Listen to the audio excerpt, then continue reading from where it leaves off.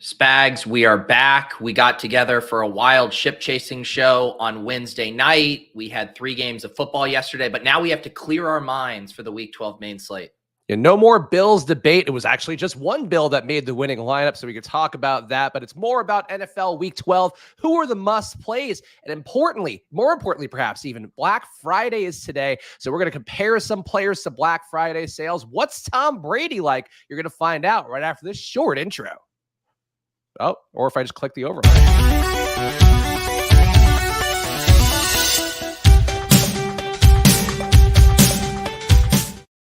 I'm putting so much work in, Pete. I've been editing for hours, doing short form videos, and I can't even click the intro right now. You're grinding, dude. You're grinding so hard that you're just losing all of your mental faculties. I am deeply exhausted here, but guys, let's get into it right away because it's fantasy football time. We want to make sure that we're getting into the key news up top. And there's a lot of key news this week, a surprisingly large amount of key news, though. At this point in the NFL season, that is how it goes. Joe Mixon remains the concussion protocol, as I saw in the Fantasy Life newsletter right before the show. Seems like it could be another Samaje Perine game after he just went off last game with Mixon going out with that concussion. How are you feeling about Samaje Perine, Pete? Because he is going against a Tennessee team that the one thing they do well is stop the run, the lowest success rate against the run in the league. Yeah, I mean, at this point, I highly doubt that Mixon plays. I assume it's just going to be similar to kind of the Juju concussion protocol stuff last week where it's just hard for these guys to clear in time. Yeah, I mean, the matchup isn't good. Tennessee much better against the run than they are against the pass. But again, if you're getting Samaje Perine in a bell cow role and he's 5,600 on DraftKings this week, yeah, he will be a very nice play at that price point. Yeah, one of the tropes I've been kind of bringing to my play recently, and I think it's something that, is shown its head twice in the last week, so that could always be a little bit of a recency bias thing. They're going to do a coffee pour, and I was, but I was like, it's too early to interrupt Spags. I mean, but now that you interrupted it. Yeah, I'm happy. Please. I think if we could get to a point where you could almost not acknowledge the coffee pour, but subtly acknowledge it, like you start kind of whispering as you deliver your point and we don't derail the show, I think that would ultimately be good. No, I think the people here, the goal is to get new people indoor. We love the community here, and shout out to the chat. I guess pull up a bunch of chats on the screen and appreciate each and every one of you hanging out this hungover after Thanksgiving, tryptophan filled after Thanksgiving. But, it's all about getting new people in, and new people want you to hit the beats fast. They want you to answer trade questions. We're not going to do the latter part, but we are going to do a lot more trying to hit things fast. But I'm with you on the overall thesis about he's in a bell cow role, sometimes when that's all that matters. But I tend to think that the defensive matchup against receivers matters less, and that's something where talked myself out of Devontae Adams last week, going against Patrick Surtain, going against a tough defense overall for the Broncos. You were worried. What? You were worried about Patrick Surtain? You were one of those guys? Not specifically Surtain, but that the Broncos had a minus 40% DVOA against wide receiver one. So yeah. But also Adams crushes man defense. So you kind of have to decide what that means. Same thing yesterday for Justin Jefferson versus the Patriots, where we all know that Belichick takes away the favorite toy narrative. And I think I saw some funny tweets out there from people being like, yeah, he takes away the favorite toy unless that player is good. Then he does nothing and just watches them go off. But receivers, I think, can beat these matchups more, but running backs, when you're just getting stuffed time and time again, I tend to think those numbers are a little more sticky. And this is me just kind of trying to read tea leaves for myself, but I don't know if you have any feelings about that, but I think the receiver matchups get overrated. Running back matchups, I feel like time and time again get proven right.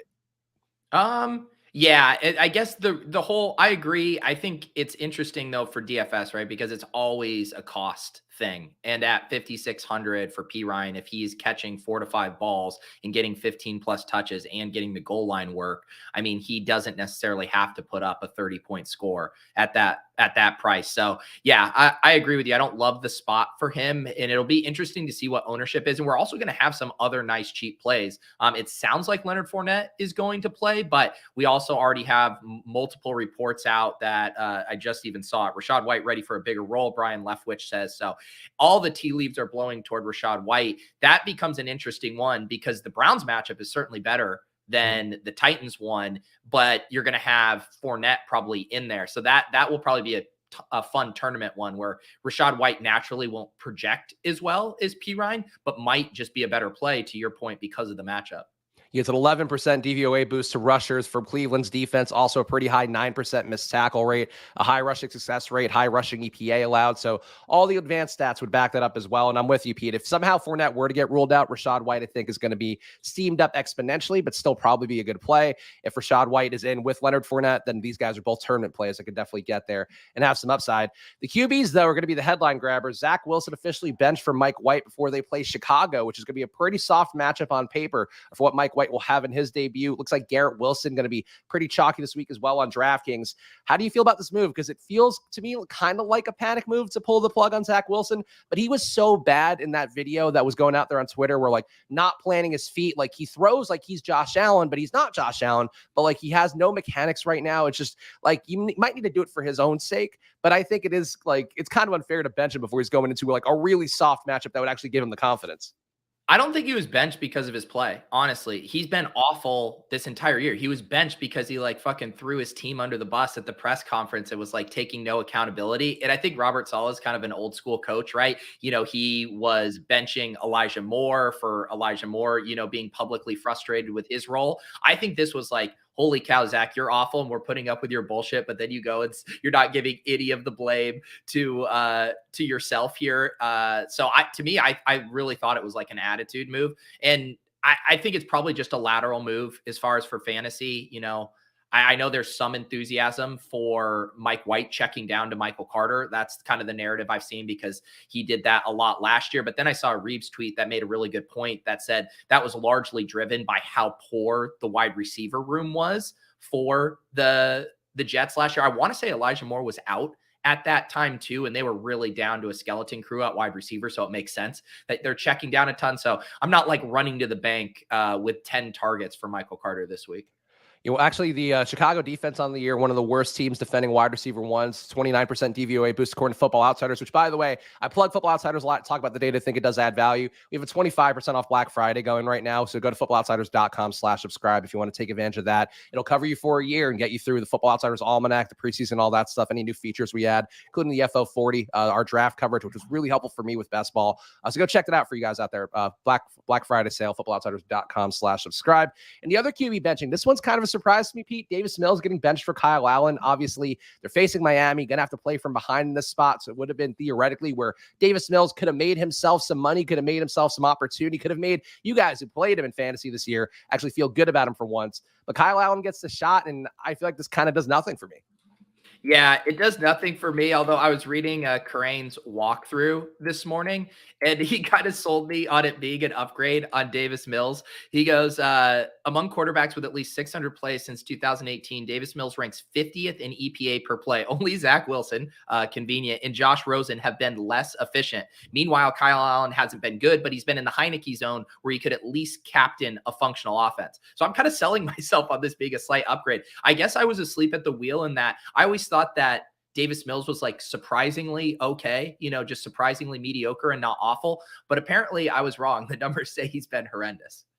Yeah, I think his accuracy is not the best. 74% accuracy on the year. Actually, no, 75% accuracy on the year for Davis Mills, which is towards the bottom of the league. And certainly, you know, they have the weapons there theoretically. I hate Nico Collins. I've certainly talked enough negatively about Nico Collins during best ball season, but like he actually has kind of looked pretty good this year. And Cooks might be washed. Cooks might be negatively motivated. Would you play, if let's say you're doing a 150 max, and I know Pete's not normally doing 150 maxes, but if you were, would you play one share of Kyle Allen because they are in a good game script, potentially have to keep up with Miami, who's going to be very chalky. Tyreek Hill looks like one of the best plays on the board. Would you give him a shot in one lineup? No, I'm definitely down to bring Collins along though for like a bring back on a Miami stack, but I just don't think, you know, the only time I really get intrigued with totally punting it off at quarterback is if that quarterback has a decent amount of rushing upside, which Kyle Allen doesn't have. I guess that's how you also fall for a Sam Ellinger type play. But yeah, it's so hard to imagine him throwing for,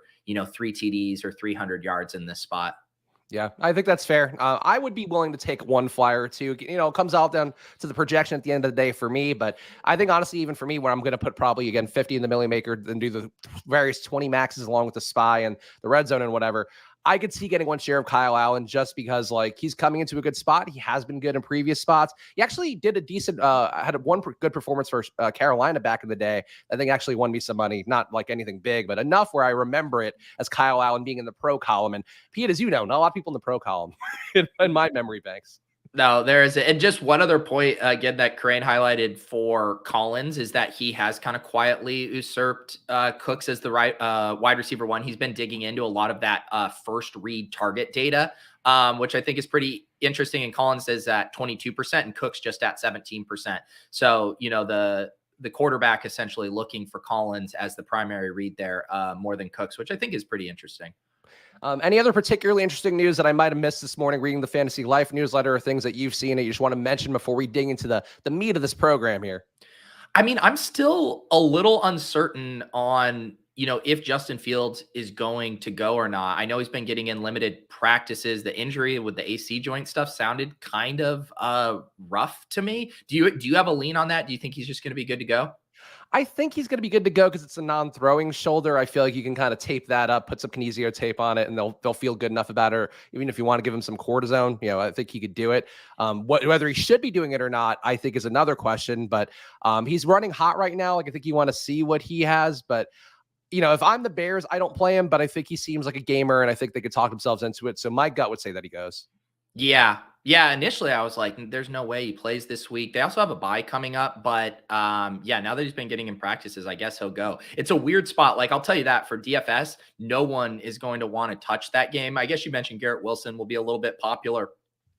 Maybe people talk themselves in to David Montgomery. But man, if you do get like Justin Fields and he's good to go, I mean, you're probably going to get him at really, really low ownership. Well, it's also too like this kind of matchup. The Jets defense has been good, and like, yeah, they'll probably put a spy on Fields or whatever. But I think that's the kind of thing where I don't know how you stop Justin Fields. And the way that a lot of times teams move the ball when that defense starts to kind of collapse in is moving around and getting the guy out of the pocket. And that's going to be right in Fields' wheelhouse. So if he's healthy enough to go, if he's healthy enough for them to deem that they should play, knowing that he's now their future, their franchise QB, I think moving forward, I think you got to take some shots at him and just maybe stack it up in some way, bring it back with Garrett Wilson. Like there's ways to get creative there. Michael Carter too. Like if this game went off, like it actually would be pretty prominent and very low owned, I think, relative to what the field's going to be doing. Oh, one other injury, one that I think is going to be important for fantasy is what's going on with the Cardinals wide receivers. So Rondale Moore and Greg Dortch both hadn't been practicing. And we also have the chance that Marquise Brown is supposed to come back. So that could be like a very interesting wide receiver room. Obviously, DeAndre Hopkins just earning targets at an absurd rate, but like who's the second target there? If you don't have, Dortch and Moore, and then you have Marquise Brown maybe getting eased back into things. So that'll be an interesting situation there, especially because the other personnel don't like fit that slot role. So they're probably going to roll out a ton of 2 tight end stuff. I bet we see a lot more Trey McBride, some Steven Anderson. So there might be some pump play stuff there by the time Sunday rolls around. Yes, and especially this weekend too. People just pay less attention with it being Thanksgiving, people being off work today. Certainly going to be not as active as they are following the news. Even the content creators out there, there's just less out there being made right now. So pay attention to everything. You might give yourself a little advantage this weekend, as we always advocate for. Pete, before we get to the Black Friday sales comparison, I do want to give you the platform here to talk about the Shipsgiving show because that was a lot of fun. I enjoyed that. Like a 4-hour stream, unless you're the Badge Bros doing that every day, drafted teams. Hard to do normally, but it flowed well. A lot of fun. I think it's worth checking out for people out there. I'm sure you can find the link easily for yourself, but it's not like it's a thing that, it's a Thanksgiving slate show, so now it's not timely and relevant. Like you can watch it and have a good time. But that was a lot of fun, Pete. So how do you feel about the big Featherball boys now that they've copyright struck you on the channel? Yeah. So it was early on in the show. We were just, we went down a rabbit hole of watching like obscure sports, and Pat told us about this feather bowling thing that basically looks like these guys bowling in a basement with a big hunk of cheese is basically the best way I could describe it. And apparently they have super strict copyright laws because Spags, you and I have experienced this on my channel when we did our wrestling. Was that WWE clips? Yeah, they copyright struck us during the show. During the show, that is still the most aggressive. And at least that makes sense to me. Like huge organization, like these rights are worth a lot of money, blah, blah, blah.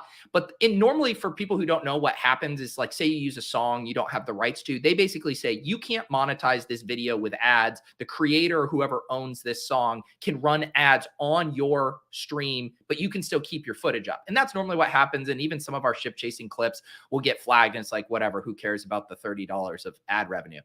But they actually blocked the entire video from being seen. And like, I hadn't even put any ads up on the show yet. I mean, like fucking Big Feather Bowling.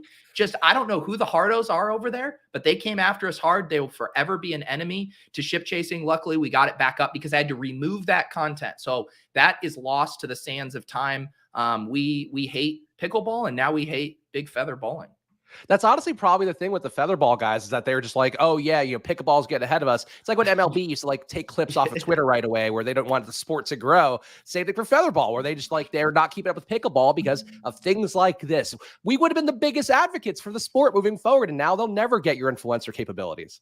It's just absolute. I mean, it's such convoluted logic. I mean, you're trying to grow this stupid niche sport, and then we put it out to the world on a massive platform viewed by tens of people. I mean, that's just really backwards. Jeremy asking an interesting YouTube question. I was wondering if you could still keep the tips if you get flagged. Do they take that too, or is it just like the ad revenue that goes away? No. The tips have been secured and then donated back to Chris G and Daigle, who won our little Gretsch.com contest. But no, they can't take those. It's basically just normally after a show, you can set up the ads. And that's just general, YouTube placement for ads, and they strip you of that. Yeah, so there you go. So that's the behind the sausage there, and I've already paid off my shares to Chris G and Daigle. This Gretsch.com, Pete, I'll tell you what, not getting repeat business for me, at least for a year. Yeah, I know. Really, I mean, the fact that we had to wait until, I mean, it was like midnight East Coast time before those scores populated. I think I might have to go play elsewhere, Spags. It's hilarious that Gretsch had to do that like with his family because he committed to doing a bit at 12:30 a.m. drunkenly. Yeah. I will say that it was a lot of fun. Hacking together our own contest that was only very slightly different than sites who automate it for us was a very fun drunken thing to do. But of course, it's Black Friday, Cyber Monday, on Monday, Pete. And that means that we got to talk about some of the things going on out there. We got to compare players to Black Friday sales. And I don't know if you want to go first, if I want to go first, because I think this is a pretty fertile category that I came up with on very little sleep, very congested, very hungover. And yet I think we're ready to do some great YouTube Shorts content. I feel like this is one of those times where you act like you didn't do a lot and then you like whip out a PowerPoint presentation you made for this. Now, this will be entirely text-based, and I'll add in some graphics on the YouTube Shorts version. Also, you guys are aware, if you're a subscriber to the channel, you're going to see more shorts coming out from us because I've kind of realized, like, these shows aren't evergreen, unfortunately. Like, some of the stuff Pete and I do as individual segments are, but then the whole thing itself, like, who cares about week 12 by the time 2023 rolls around? So I'm going to try to put our best moments on shorts moving forward so we have some kind of way that people can go back and get introduced to what we do here. So just keep that in mind. Either way, Pete, though, it's Black Friday. Who you got to compare? Yeah, I mean, I think the spirit of this segment is looking at some discounts that you can scoop up now that will then bring you joy during the holidays. And for us around here, the holidays are the fantasy playoffs, weeks 15 through 17. So I think we can unearth some deals of guys who might be able to provide some value to your team down the stretch. What, Spags? I went a different way. I'm literally comparing players to specific Black Friday sales, real or imagined. Okay, we went different ways in this. I thought we were saying which players are deals right now. No, why don't you do yours and then you do one of yours and I'll do one of mine and we'll figure it out. Okay. Mine here was a guy who is a little out of sight, out of mind, but has a really juicy schedule for the fantasy playoffs for running backs, and that is J.K. Dobbins. And I know it might not work out. He's forever injured, but it's pretty clear that team is desperate for playmakers outside of Mark Andrews. Right now, they're just not getting anything really from the running game. And I do think J.K. Dobbins coming back, getting Cleveland week 15, Atlanta 16, Pitt week 17. He could be one of those guys that explodes down the stretch and wins some leagues. So I'm buying low on J.K. Dobbins, although most leagues trade deadline has already passed. I think you just seem a little bit tilted about your getting roped into the Kenyon Drake train last week. And now you're like, J.K. Dobbins, you're the only one I could trust. Yeah, I mean, Kenyon Drake, I would prefer to never utter those words ever again in my life.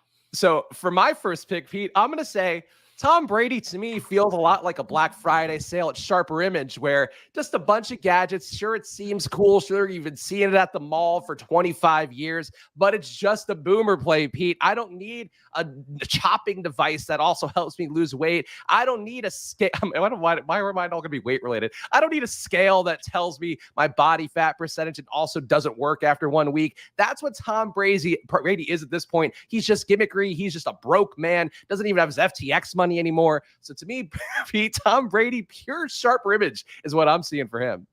All right, I'm going to pivot and play along with your version of this. Hang on, put on the screen here. Oh, yeah. All right, so I couldn't help but notice that this Dyson V12 Detect Slim Cordless Vacuum here is only $4.99. And how about another slim guy who's going to suck up targets down the stretch? And that's Marquise Brown coming off of IR. The Cardinals could really rebound here. And if there's anyone who screams Dyson V12 Detect Slim Cordless Vacuum, it's Marquise Brown, Spags. Well, all right. Now I got to pull up. The thing is, I don't think this is an actual sale that's going to be occurring here. However, I will say, what if there were a sale, Pete, on Boeing airplanes? Let's say that you can get a Boeing airplane for yourself for 30 days just for the price of one commercial flight.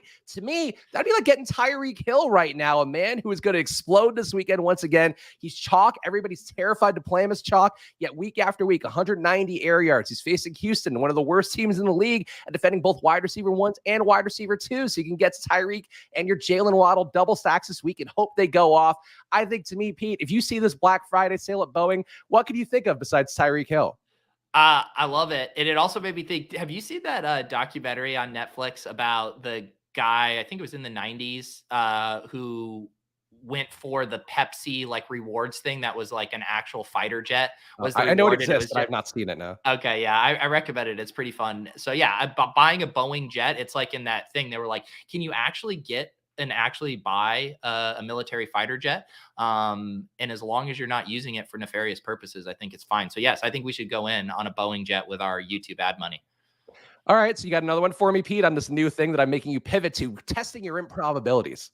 Yeah, we're just really fucking winging it as we go, but you shouldn't be winging it with the Anker 622 magnetic battery, also known as MagGo, 5,000 megahertz foldable magnetic wireless portable charger and USB-C iPhone. You know what?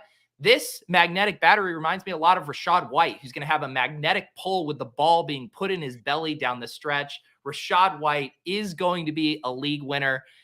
He is going to be tethered to the pigskin weeks 15 through 17, Spag. Yeah, no, and honestly, he goes well with the Sharper Image products too. Like, here's the new version. Here's, get your stuff in Amazon. Don't go to Sharper Images to get sucked into getting a massage chair for $3,000. That's Tom Brady life. Rachaad White life, just nice little Amazon products you can get for cheap. That'll add some value. But here's one for me, Pete, and this is going to be native to you as well. I think that a little Baby Einstein sale reminds me of Justin Fields, because right now you can get him at a discount, especially this week even. He's got a shoulder injury, but all he's going to do is grow and improve and build brain function for both you and for himself. And I think that's the kind of toys that I want in my life. That's what I want little Luca playing with. That's what I want you guys playing with. So just get yourself a nice discount on Baby Einstein. Get yourself a discount on Baby Einstein, Justin Fields. I love it. I love it. I got another one here. We got the Ampere shower power, hydro power, Bluetooth shower speaker, waterproof, detachable, portable, rechargeable mini. Who the fuck writes the titles for these, honestly? But to me, this is Josh Allen, because even though he's going to be in the elements weeks 15 through 17, they have a brutal schedule, no indoor games, no warm weather games. He's going to be in the shower, getting showered with rain. But this man is built to shine in those elements. I think his UCL stuff, it looks behind him, had another 30-point day yesterday against the Lions. I think he's going to be belting out tunes down the stretch thanks to this hydro power Bluetooth shower speaker. Can we talk about how that looks a little bit like a butt plug? It does. Like, what is this thing? It attaches to the faucet. I mean, this is too much. You turn your shower head into a Bluetooth speaker. This is an answer to a question no one is asking. No one is saying like, hey, I love having a shower speaker, but could I actually just screw it into the shower head? Like, who the fuck is doing this? You just slap it against the wall. One thing I actually did look at one point was like a speaker within the pillow that like I could hear, but my oh good, but my significant other could not. That was a thing that I thought would be a good product. So I get it on some level, but I'd rather have like the coffee bean thing that makes the shower more powerful that people get on Instagram. It also looks like an SLR camera, as like if you install the security cam in your shower here. I hate this thing. It might be both, honestly. All right. Another sale that I'd be interested in, or maybe not so interested in, but I think it has some relevance this week in particular. I feel like this LL Bean Black Friday sale, where I've been getting hit a lot on email. I don't know. I'm not a big LL Bean guy. I think I've bought maybe one or two things from there in my life, but it reminds me a lot of Antonio Gibson, who this week, let's say he's potentially useful. He'd probably be better off going a variety of ways. LL Bean has got okay products across the board, but nothing is like great. Like if I'm going to get a coat, I'd rather get an Arc'teryx. If I'm going to get shoes, I'd rather get Jordans or Timberlands or something else out there. Even some Uggs, some nice cozy Uggs. So to me, LL Bean, the Antonio Gibson of brands, Pete, and you can get it this week for 20% off. I love it. Here, I can keep going forever. Give me one more, because I got one more.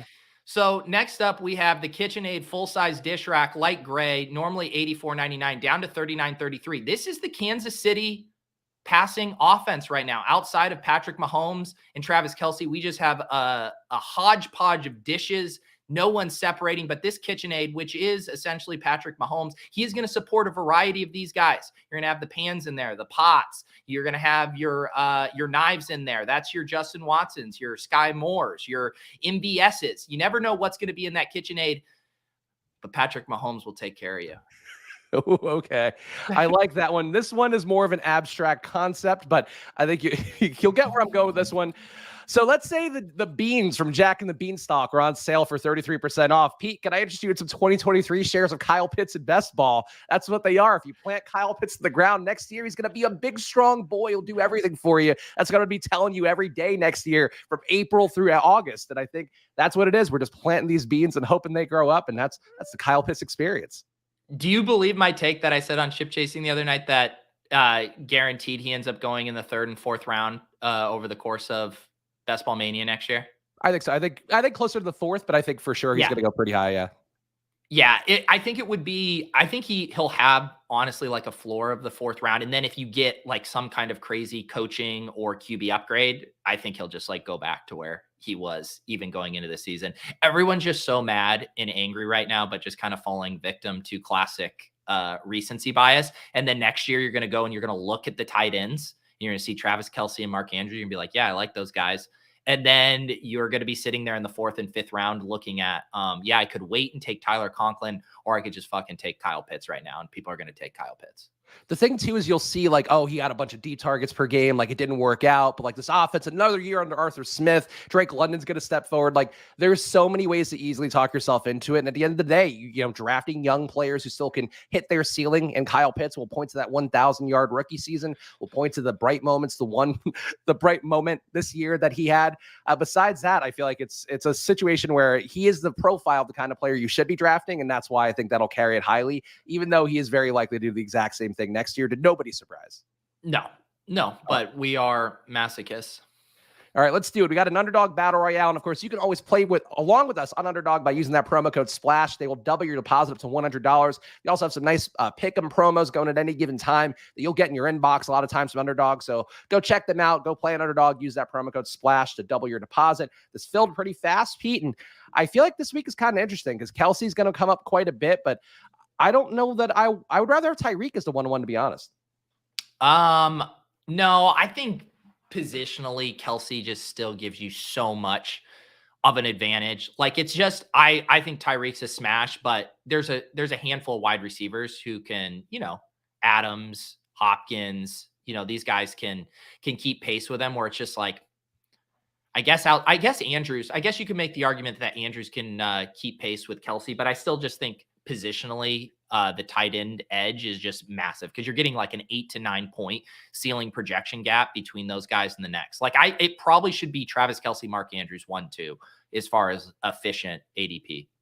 I think I think if you could get Tyreek and Mark Andrews, I think that's a pretty good pivot. Obviously, it's a pretty obvious pivot too. And it's the Bad Bros guys we'll talk about. Of course, I'm sure they're streaming later today too, or very soon, if not. I think they're in a spot like you can make a nice play there. It's going to be a chalky play. You have to get different somewhere else. But I love the idea of having Tyreek and Mark Andrews. And Mark Andrews was so close last week to breaking out of that shitty tight end week that I just want it to happen this week so I could feel at least kind of right. And he's off the injury report too. I still think he was kind of working his way back. This is a nice setup too for the Ravens this week against the Jags. So I think this could be, and Pat wrote about it in the Fantasy Life newsletter for us, looking at this matchup for Lamar and Andrews, and thought that this is kind of a get right spot for them. So a little Andrews, Lamar, and then bring it back with either ETN or Christian Kirk sounds pretty nice. Yeah, I think we'll see what we have falling here because this room is getting weird. Mahomes and Tua go 1-2. Whoa. Okay. That is different. It would be, if we could get Kelsey or Tyreek at 5, that would be so fun. But instead, we're going to get Derrick Henry, which is also okay, but not quite as sexy. Yeah, this is a pretty nice setup for Derrick Henry this week. Henry or Devontae? I would say I would do Henry or Eckler.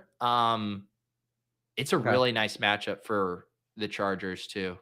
I just worry that Tennessee gets thrown on pretty heavily, and this is the start of where things fall apart for old Derrick Henry. But I'll go there. The Bengals rushing defense isn't good, and it also allows us to set up a mini, or we could either double stack Burrow or we could do just a Chase or Higgins. But I say we take Mark Andrews here. Yeah, I think getting a good tight end makes sense to me. You could talk me into taking Jalen Waddle. That would be nice if you got him a little bit closer to ADP. I don't know that you want to reach for him, but if you don't get Tyreek, I feel like taking Waddle is kind of the way to try to get some piece of this offense if it does go off. And very high total for Miami, as we're going to talk about when we do ride or die picks. Well, I would say my favorite way to get a piece of that offense is Jeff Wilson. I mean, Raheem Mostert hasn't been practicing. And what's his ADP in here right now, Wilson's? Let's see. Jeff Wilson, 20.3. Yeah, I think that's a smash. About Mostert at 36, so he kind of fits the criteria of a guy that's going to be not drafted in every single draft. Yeah, but I don't think Mostert is going to play. Oh, is it? Okay, I didn't see he was on the injury report. Yeah, that's what I just said. He's missed the past 2 days of practice. Oh, my bad. Okay. Yeah. Okay. That's certainly, that would concentrate that workload enough. And Wilson could get there even if they didn't concentrate the workload. But obviously, if Mostert's out, like they don't like anybody else enough that clearly they like Jeff Wilson the most out of everybody anyway. Yeah, we got some options here. Higgins, ETN, Wilson. You could also pass on Higgins and then try to set up Chase. Or has Chase gone? What's it? Oh, no, Chase already just went at 2.6. Yeah, with the Q tag. Man, I love Chase. I think I'm Higgins over Chase, though, this week. I agree. I think the hope is that now they're going to be more equal after we finally saw Higgins have the outlier day. And I think we're in agreement here. Let's just take T. Higgins. Yeah, because then we'll get ETN or Wilson falling. Probably not. Well, these guys each have a running back already. Maybe. Yeah. We should also take Burrow right here because we don't get him on the way back. Lamar's gone, right? Yeah, Lamar just went. Okay. I think we should take. Man, I kind of think we should take ETN. But the Chase guy is going to take Burrow, though. Maybe. I think he's definitely going to take Burrow. I don't mind like a cheeky backdoor stack. I can go either way. I don't mind. I just feel like this is. I think Burrow goes off here because here's the issue with Tennessee. Tennessee has been really bad at defending the deep ball, but they muck it up enough in between. Burrow is not going to let that happen. Like he's still going to take his shots. He now gets Chase back out there. Like I think Burrow is one of the best plays of the week at QB for the upside. So I don't want to lose him to a guy that's like very obviously going to need a QB with Chase. Yeah, no, it's fair. I think sometimes when those quarterbacks who are drafted like all the time in that pocket and just knowing there's going to be a ton of Higgins, Burrow, what? I'm wrong. He drafted Mahomes. He's the one who drafted Mahomes 101. I did because it's so illogical. I didn't think that occurred. But yes, he took Mahomes, Jamar Chase, and Kittle. So we could have not taken Burrow. Oh, God, I forgot that either. I fucked up. This has been an illogical draft. So again, we're not Badge Bros. The Badge Bros go to the pros. Go to the Badge Bros pros. Well, and what? But who's next to us with Keenan? So he's probably setting up Herbert. Yeah, you would think. Yeah, because he did not get his Tua with Tyreek. Interesting draft. This honestly feels like a draft where if I didn't pay more attention, we could have built a really sick team. I tried to push you off of Burrow. You did. I will fully admit, I cost us the big prizes that you can get on Underdog Battle Royale, especially even more likely to get them if you use that promo code SPLASH. No statistics provided for that one. All right, let's see what our options are now. I think I probably just want to stay skinny stack with Burrow. Um, Yeah, because we if we could didn't we have could Andrews, we'd be do talking into Hurst, but I don't we think we could need do the to. Kirk bring back instead of ETN. I like that for like if we want to do a mini. I don't think we have to force a mini, but I do like Kirk. I also don't. I also think this could be. We should probably. I think we could take one of like McLaurin, Kirk, or Godwin, but then we should probably get a little funky with our last pick. McLaurin probably has the highest upside, but I think Kirk, I like the correlation of Kirk here. And obviously, I think if McLaurin falls, that's kind of, yeah. Your choice, Kirk or McLaurin. Let's do Kirk. Okay, cool. Kirk it is. And then let's maybe get a little funky for our last pick. Maybe a guy who's what's Rashad White's ADP in here? 35.2. He's in that range. I think that feels like a fun one. A guy like, if we get more news about Fournette or something, I could see White really moving up over the next 48 hours. Fournette himself is still available though. Interesting. Yeah, I think both are good picks then. Yeah. Fournette might be, yeah. He might be the better pick because he got the Q tag and he's lower. Yeah, probably. You're probably right. Yeah, let's do Fournette. Hopefully he plays. If he doesn't play, we're boned, but I think that's the kind of play that makes sense. That's how our guy Paul had done so well with taking Josh Allen that week that he was questionable all week. Well, so, and the thing is here too, is you can just set, assuming Rashad White doesn't get drafted, if you want to set your ranks to put Rashad White up at the top. And then if Fournette scratches, you just get Rashad. Yeah, good point. So our final team here, Derrick Henry, Mark Andrews, C. Higgins, Joe Burrow, Christian Kirk, Leonard Fournette. Solid team. No issue with it. No issue. All right, so let's talk about ride or die picks. And guys, now is the time here after I've waited so patiently this entire stream, didn't shill one time. It'd be pretty cool if you're enjoying the show, if you subscribe to the channel, if you hit the like button down below, if you left a comment. We do everything on this channel for you guys, 5 days a week of content now, including me really grinding hard in the editing to make sure I'm giving you guys short form stuff and not expecting you to watch an hour show like everybody else in the industry is right now. So please subscribe to the channel, hit the like button, leave a comment, and of course, follow me at Chris Spags, follow Pete at Peter Overzet, and follow at Splash Play Pod. Pete, it is time for ride or die picks, and let me get that up on the screen here right now. I don't think it's a rollicking success week. I believe we might have tied actually, but let's see. Right, here we go. We got a record here on the year. I've got 31 wins. Pete has 24. My points are at 294. Pete's are at 224. So still a firm 70-point lead. We tied in week 11, Pete. So right now on the year, I have 1 win, 2 wins, 3 wins, 4 wins, 5 wins. You have 1, 2, 3, 4. So we are 5, 4, and 2 on our records on the year. Yeah, and I don't care about the record. It's about total points for me. And I'm saying that even though I'm getting crushed in total points, because first year you tried to push like the individual record bullshit and I had to push back on that. And now I have to sleep in the bed that I made. So last week, let's see what we did right and what we did wrong on this one as I try to shrink this screen into a reasonable size. We got Drake London winning Millie Maker lineup. That didn't happen. The ones that did happen, though, Daniel Jones outscores Saquon Barkley by 5+ points. You got that one right. What did I get right? Because I think we might have gotten the things. No, I got right. The game total under 26 in the Jets-Patriots game. So that was an ugly one. Killed that one. TJ Hawkinson outscores Justin Jefferson by 1.5 plus DK points. Pete got that one right. Definitely a bold take. I got T. Higgins in the winning Millie Maker lineup. Sorry, guys. That one was correct. And that was it for us. We got 2 right here. But each week, Pete, we've gotten 1 right. So we're doing our job. We're coming in with the hot takes. We're getting them right. Are you ready for week 12? Are you ready to give people the rules of this silly little game of ours? Yes, this is ride or die. Every single game we go through, we give a hot take pick. It doesn't necessarily have to be a hot take, but shoot or shoot. If you do something that has, say a sub 10% chance or lower of happening, you can get 10 points for that. If it's more of like a 33% chance, that's a 3-pointer. And if it's just kind of a 50-50 coin flip, it is a 1-pointer. But the art and the magic of this segment is in the negotiation, and Spags and I are trying to pull fast ones over on each other. So let's start it out right now with Tampa Bay, 22.8 implied points. Cleveland, 19.8 implied points. So Tampa Bay, 3-point favorite here. Not the highest total heading into Cleveland in this one. But Pete, what do you want? I'll let you go first. Let's do, I got to do something with Rashad White. Can you give me Rashad White outscores Nick Chubb by what's the gap in projection you have for them? So right now, Stochastic has Fournette at 11.3 and White at 11.8. Obviously, if Fournette would go out, that would certainly concentrate White's projection more. Chubb is at 14.4. So about a 2.5 point projection difference. Let's give me Rachaad White outscores Chubb by 7 for a 10-pointer. Okay, that's fair. What about Fournette outscores Chubb by 10? By 10? Yep. I said by 7, but yours can be by 10. Go for it. Oh, no, wait, no, by 7, sorry. I mean, well, net 10, but by 7. Yeah, go for it. Okay, done. Baltimore, 23.5 implied points. Jacksonville, 20 implied points. Again, this is a really good matchup on paper for Mark Andrews going against the Jacksonville tight end defense, which is 32nd in the league, giving up a 34% DVOA boost. So I will be heavily on Mark Andrews at 10% ownership. But Pete, what do you want? No, we got to alternate. I went first last time. Now you go. Mark Andrews, Millie Maker winning lineup. Okay. That seems like a safe one.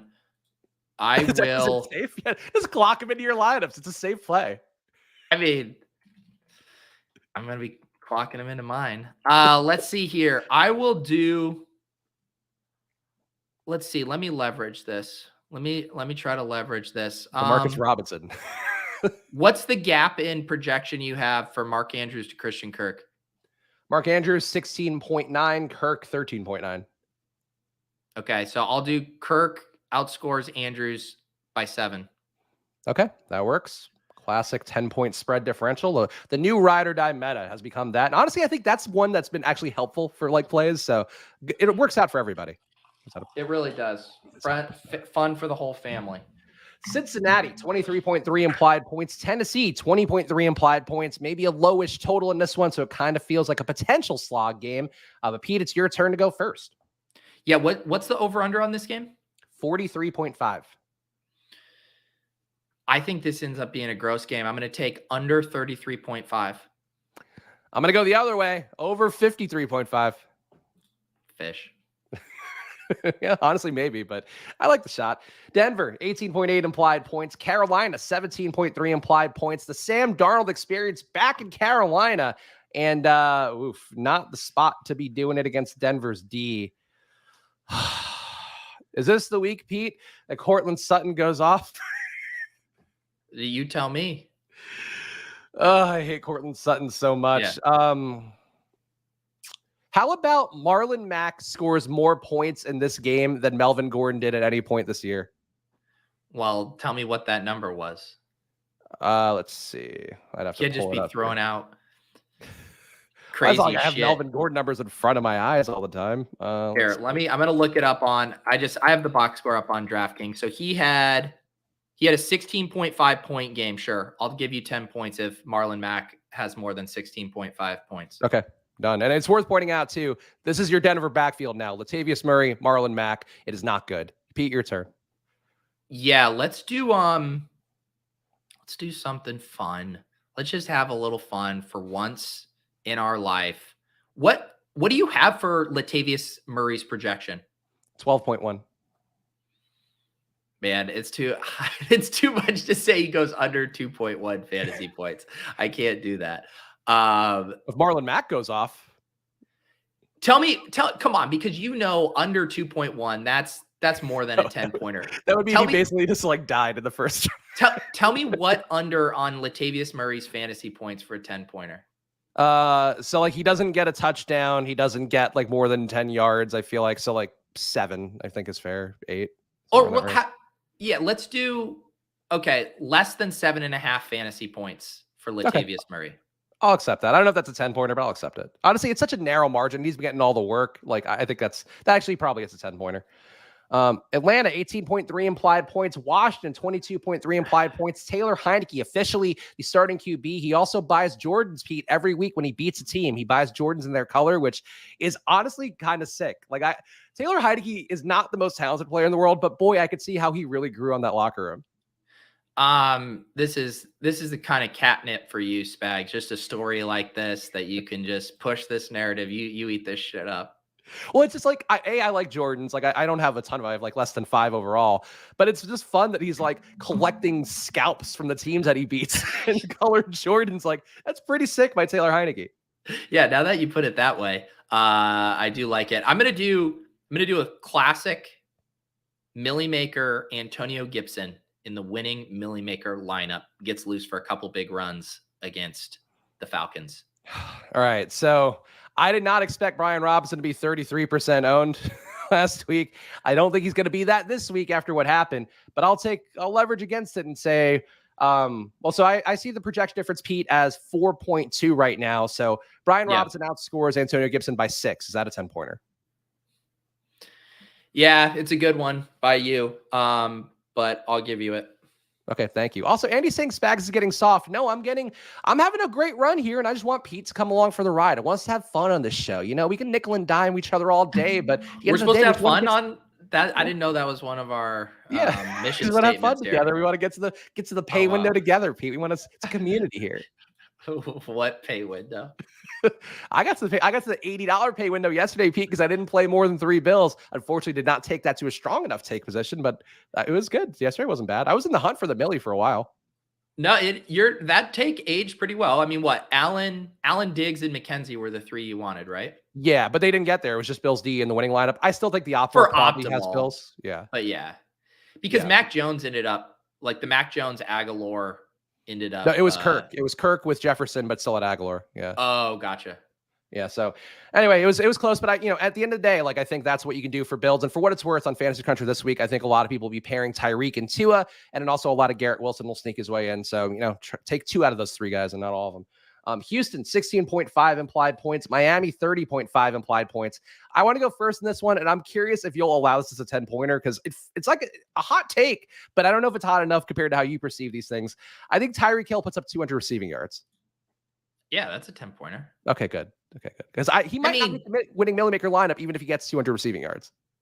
No, he would, right? Because if he gets 200 receiving yards, it's probably like a minimum of like 6 catches.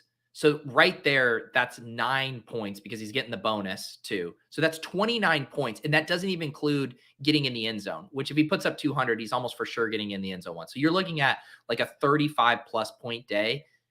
I would be shocked if that didn't end up in the Millie Maker lineup. But chalk 8,600 though. Like it's possible. That's true. I guess it all depends on the rest of the slate. But yeah, I'll give you the 10 on plus 200. Okay. Cool. What do you see the projection gap between Jeff Wilson and Tyreek Hill? What do you have it at? Oh boy. It's just under 10. It's 9.5. All right. Jeffrey Wilson outscores Tyreek Hill. Wow. I didn't know you became a full-blown Jeff Wilson convert. You've been playing him a little, enjoying the results, but boy, you're tasting the forbidden fruit here. What? I didn't know you're out on Jeff Wilson. What's there not to like? I'm not out on him. I just think that like this team will pass first and then run second in this particular matchup, at least, and in general too.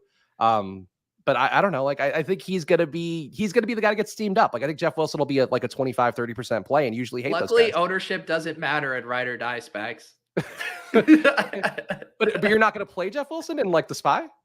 Well, we'll have to see how things shake out. You know me, Spags. I just kind of play the best plays and let the chips fall how they may. Chicago, 16.3 implied points. The Jets, 22.3 implied points. As Pete talked about earlier, Justin Fields' status up in the air. Zach Wilson's status not up in the air. He's no longer starting. It's Mike White's season here. What do you want in this game, Pete, which has a shockingly low 38.5 over under? Under 28.5. It feels like this total to me, like as it is right now, kind of screams Fields not playing. That's a good question. I mean, when you look though across at some of the totals, yeah, you're probably right. It's probably middling it, right? It's kind of like that week where it was uncertain if Josh Allen was going to play, and the line versus Minnesota like kind of hovered where it wasn't like definitive. If he was in, it would have jumped up to like 7 or 8. If he was out, it would have gone down to closer to like a pick 'em or whatever. To me, it feels like it's middling the uncertainty. Yeah, that's fair. It's come down 5.5 points throughout the week, so that's worth pointing out as well. I'll say Garrett Wilson winning Millie Maker winning lineup. I think he's a really good play. He's going to come up too easy on an optimizer, but I think this is the week that Mike White finds him, feeds him hard, and I think he gets there. All right, feeds him hard. Clip it. Little baby bird. No, stop. I should have never. Chargers 25.5 implied points. The Arizona fighting Kyler Murray is 22.5 implied points. I guess I'm due to go first in this one. Yeah. Yeah. All right. Arizona. Oof. Is Mike Williams going to play? I don't think so. He He's in the missed projection practice yesterday. Yeah. Yikes. Trey McKitty over 8 fantasy points. Is that a 10-pointer? What the fuck? Where you come up with this shit? I see him projected for 3 points. So Trey McKitty over 13.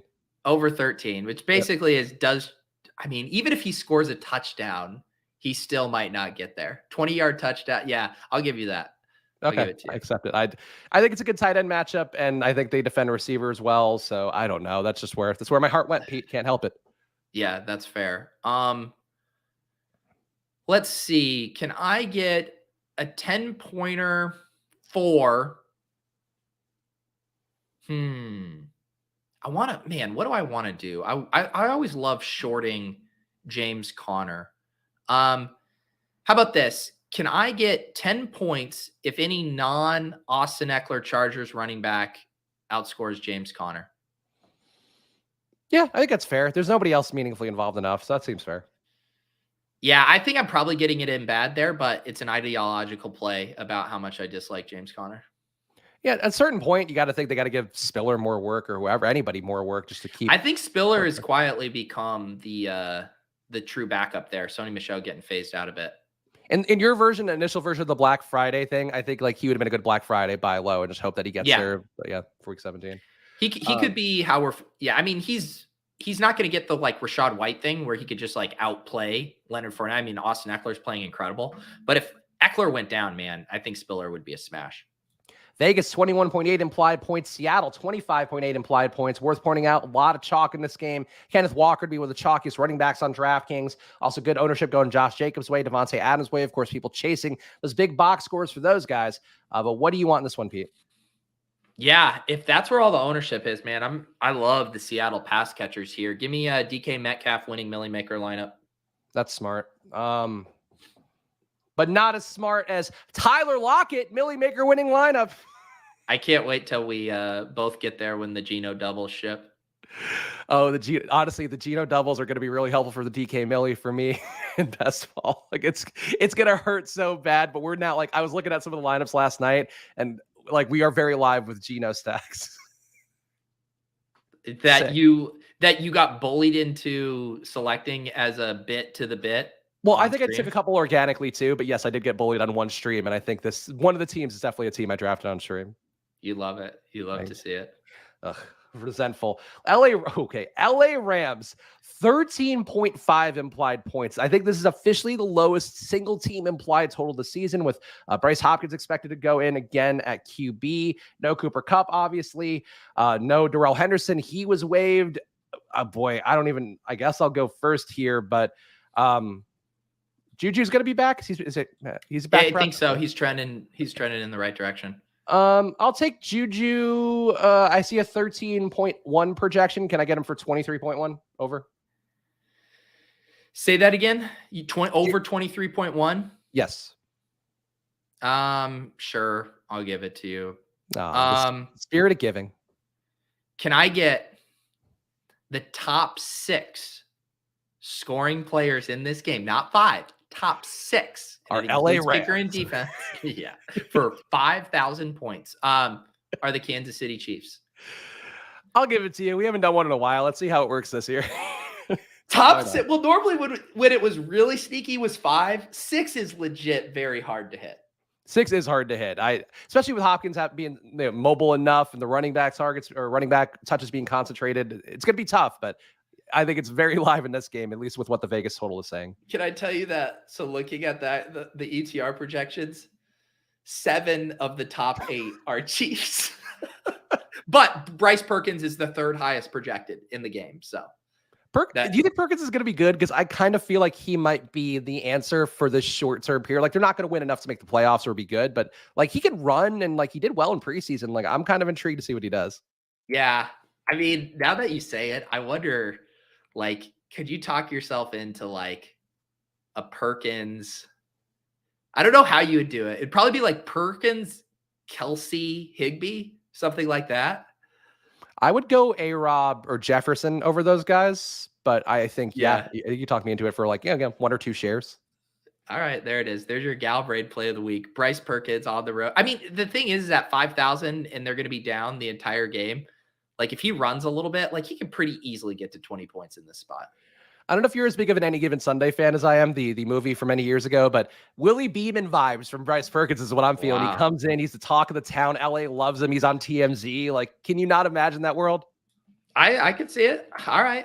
I like it. We're calling it. Shot. I love how both of us went in the other direction, but have now talked ourselves into a Bryce Perkins fueled Rams upset. Well, I saw in the Ship Chasing Dynasty League, somebody took Perkins, and I was like, fuck. Like, I needed a QB to give me anything because I did draft Sam Ellinger, which did not work out, obviously, before we knew he was going to start. And then Perkins being in there, like, Perkins is sneaky. Pick him up in your leagues. I think give him a shot. He might be terrible, but he's one of those guys. There's not a lot of guys left who are actually worth a flyer. It's basically him and Mike White at this point. New Orleans, 16.8 implied points. San Francisco, 26.3 implied points at home. I'll let you go first because I don't really know what this game feels like. Yeah. I mean, the only thing I can get excited about on New Orleans is Chris Olave. Let's see. What should I do with Olave? How about this? Can I get a 10-pointer for Olave outscoring the highest San Francisco scorer? So whether that's CMC, Kittle, Ayuk, whatever. So I guess what I'm basically saying, if Olave is the highest scoring player in the game, but I don't want to muck it up with Kamara or whatever. So I'm just saying Olave outscores, not combined, but any of the CMC or the San Francisco players. Yeah, I'll give that to you. I think that's Okay. actually not unreasonable. But I am going to go to the other way. Would you give me a 10-pointer for Andy Dalton, 3 or more interceptions? 3 interceptions? Yeah. Yeah. Okay. Take it. And then Sunday Night Football, we got Green Bay and Philadelphia. Pete, so of course, the standard here is to pick a showdown winning captain. Who would you have it being for this game in Philly with a 19.8 implied total for Green Bay and 26.3 for the Eagles? I guess I'll take Jalen Hurts, but I don't feel strongly about it. Okay. I will go. Yeah, it is probably Hurts. That's a man. You know, they play man a lot. I'll take AJ Brown, showdown winning captain. All right. Grown ass man. He is a grown ass man. He is. I'm sure the Eagles fans are going to bring that energy too. Going against, like, this could be the burial of Aaron Rodgers. By the way, like, we're now getting close to like just call him off for the year and just like put Jordan Love out there. Maybe one more week, but like on national TV, like this could be an absolute embarrassment potentially. Yeah, I could see it in a little bit of a glass of cold water poured on all of the Christian Watson enthusiasm. Hard to imagine him keeping his touchdown streak alive in this spot. Yeah, one of the best opposing pass off defenses for Philadelphia is what they're going to be going against. Giant decreases in DVOA, minus 23% passing DVOA for the Philadelphia Eagles. Pete, what are the plugs here? Of course, you're going to go hit Sirius XM in about 5 minutes, right? Or 7 minutes? Yeah, a lot of people taking Black Friday off. Us content creators, people don't understand our plight. Got to go do 2 hours of radio. Going to do the GPP show with JM to win at 2 p.m. So, we're just out here grinding, man. Grind never stops. Can't stop, won't stop. So make sure you are following Pete and his grind at Peter Overzet. Follow me at Chris Spags. Of course, subscribe to the channel here. Again, Monday through Thursday is going to be more short form stuff on here. I'm going to try to really get to the meat and potatoes of the showdown slates in particular and make it so you guys don't have to waste a lot of time getting all the information that I think will actually help you build better lineups. So please hang around for that stuff. Again, follow me at Chris Spags. Follow at Peter Overzet. Follow at Splash Play Pod. We will be back with you guys live again next week. So enjoy your weekends and good luck out there. We'll see you guys soon.